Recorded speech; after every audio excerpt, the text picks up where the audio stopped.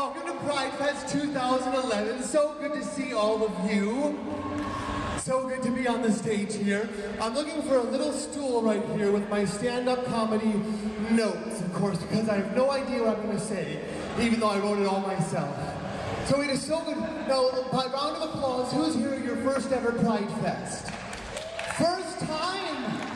We've got virgins in the audience. I love that. Thank you. A hand for the lovely Melissa. I'm nothing without you, my dear. Tell me, by round of applause, who was here for the original Pride Fest before it was on the original Summerfest grounds? You remember, sir?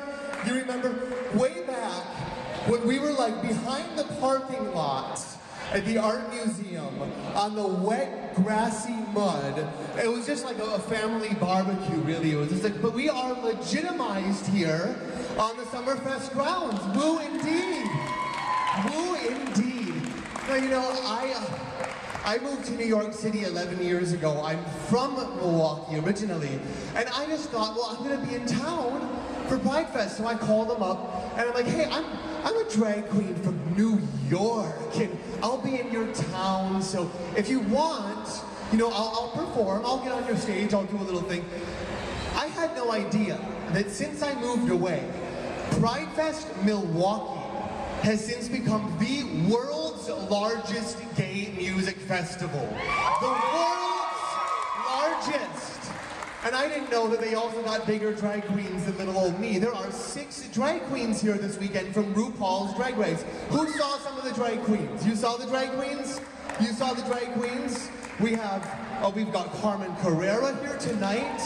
We've got, Carmen's gorgeous. We've got Carmen Carrera, we've got Pandora Box, we have Mimi I'm First. Mimi, indeed, and her band Excel is performing here tonight. We have, last night on this very stage, we had Stacey Lane Matthews. So at least I know the stage has been reinforced, so I can do anything I need on this stage. But, okay, so what am I saying here tonight?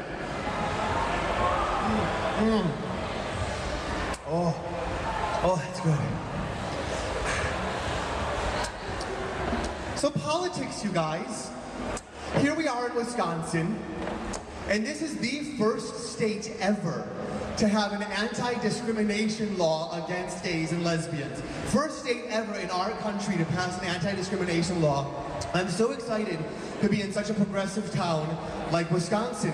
And I was hoping to talk about some of the things going on tonight, like Kloppenburg, or talking about Scott Walker, but I've learned that in Wisconsin, you don't really want to talk about politics right now. It's kind of scary for an outsider.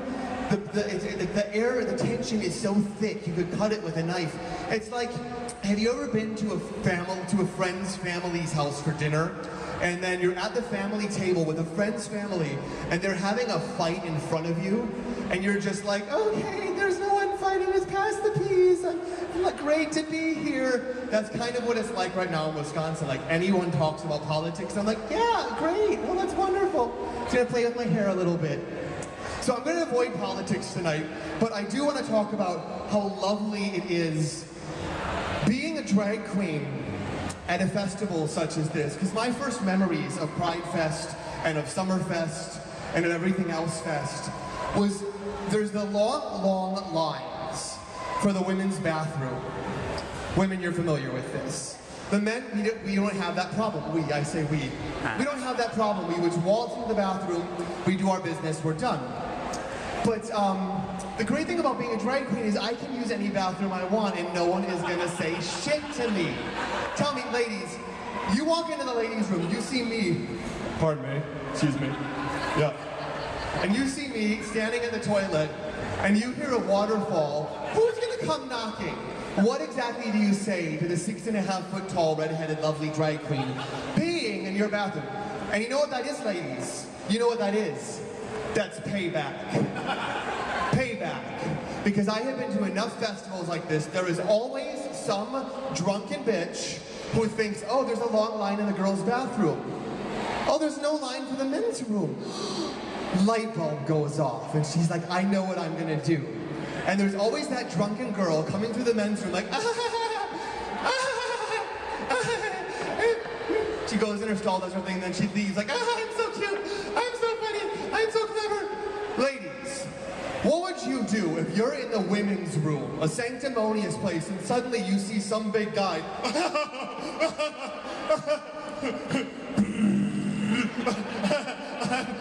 I'm a guy, just in the girls' room.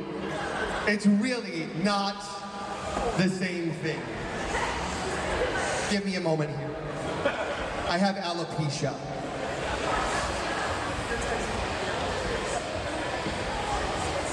There, much better. Who's gonna be honest and tell me my wig's not on straight? No, it's on perfect, I look lovely. Do I look as lovely now as when I started? People will lie to a drag queen, to her face. People will tell a drag queen she looks gorgeous if she has Wonder Bread bags on her feet with rubber bands passing for shoes and a fresh turd running down the side of her face. I'm like, girl, you look gorgeous, you look great. It's so wonderful to look out at this crowd and I see such a sea of diversity. I see people of every shape and size and color and gender and creed and whatever else we can be different about. And it's so wonderful to be in such a diverse town like Milwaukee. You know, I'm all about diversity, honestly. All white people look exactly the same to me. That's how I'm always asking your name again. So I'm all about equality, you know, as a gay person, we want to fight for equality across the board, no matter who is being downtrodden or trampled on, you want to fight for them. But I do believe in discrimination now and then. There are certain places where it's okay to decide, I'm not going to hire this person for this job. Like at Mayfair Mall, you have this shoe shine stand, and there's also at the airport, and there's always a black man doing the shoe shine, and I don't know about you, I just can't bring myself to let a black man shine my shoes.